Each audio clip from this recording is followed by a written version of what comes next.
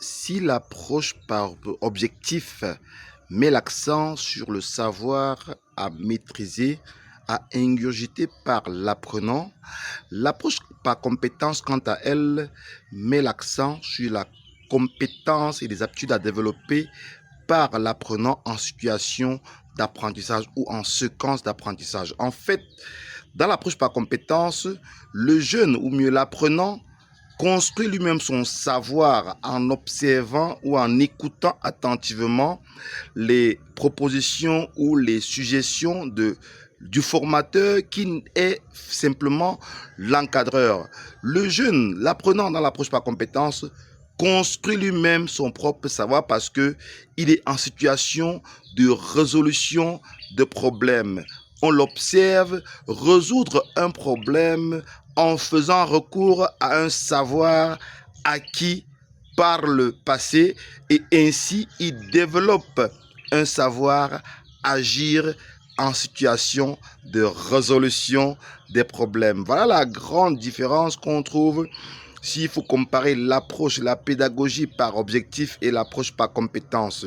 Alors on serait en droit de se demander pourquoi les écoles d'ingénieurs, pourquoi les centres de formation, pourquoi nos universités en voie de professionnalisation n'appliquent pas plus l'approche par compétence.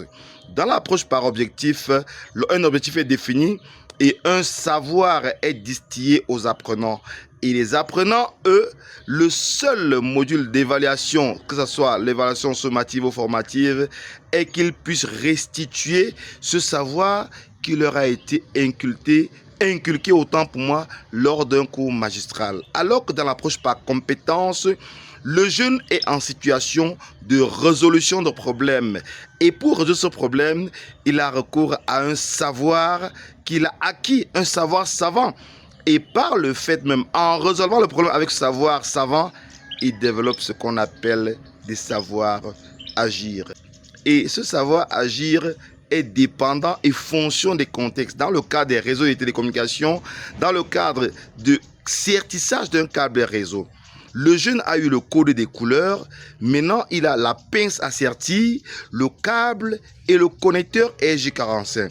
Il doit recourir à son code de couleurs pour pouvoir facilement sertir le câble réseau afin que ce câble réseau puisse être utilisé pour connecter quitte un routeur, un ordinateur, un switch ou simplement pour connecter une transmission qui va aller de l'autre bout du monde. Voilà pourquoi il est important pour tous les professionnels, pour tous les formateurs, pour toutes les grandes écoles, les centres de formation, d'appliquer l'approche par compétence qui semble être la pédagogie par excellence qui permet rapidement d'avoir des techniciens, des ingénieurs opérationnels et non de continuer à développer l'approche par objectif où le jeune où l'apprenant doit ingurgiter un savoir et simplement le restituer lors d'une évaluation quelconque. Il est temps pour toutes les écoles, il est temps pour toutes les grandes écoles, pour tous les centres de formation de remettre la compétence au centre de la formation parce que effectivement il s'agit rapidement de rendre le jeune opérationnel, pratique pour résoudre ou alors répondre aux besoins des entreprises et des organisations. Dans la pédagogie par objectif, on demande simplement à l'apprenant de restituer ce qu'il a appris, le savoir savant, de le restituer, tout comme on peut demander d'énoncer, par exemple, pour le cas de l'électricité, la loi de Pouillet. Alors que dans l'approche par compétence, on évalue la compétence, l'aptitude que le jeune ou l'apprenant a eu pour résoudre un problème donné en situation. Donc, il recourt à ses savoirs acquis précédemment pour résoudre le problème. Voilà les deux grandes différences. Pendant que dans l'approche par objectif, on demande de restituer juste ce qu'il a appris, l'approche par compétence pour évaluer, non seulement évalue le comportement en situation de résolution de problème en faisant recours, bien évidemment, aux acquis précédents. Voilà un peu la différence qui fait que on a besoin plus des personnes, d'ingénieurs et techniciens plus compétents, ou non seulement ceux qui ont des savoirs savants. Parce qu'avec des savoirs savants, pas grand chose à faire, mais avec les compétences, on parvient à améliorer les conditions de vie, on parvient à résoudre des problèmes. Voilà clairement pourquoi nous avons opté pour les Cybervilla Bootcamp afin de permettre aux jeunes d'acquérir des compétences pratiques rapidement.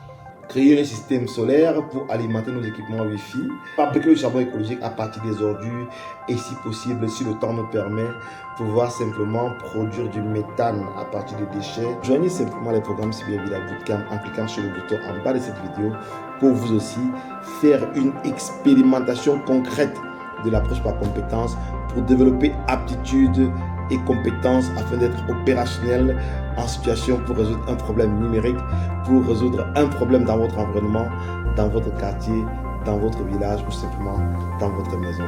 Retrouvons-nous à très bientôt des aventures des cybervillages ou des cybervillages bootcamp pour justement monter en compétences digitales, numériques et puis énergie renouvelable, énergie solaire.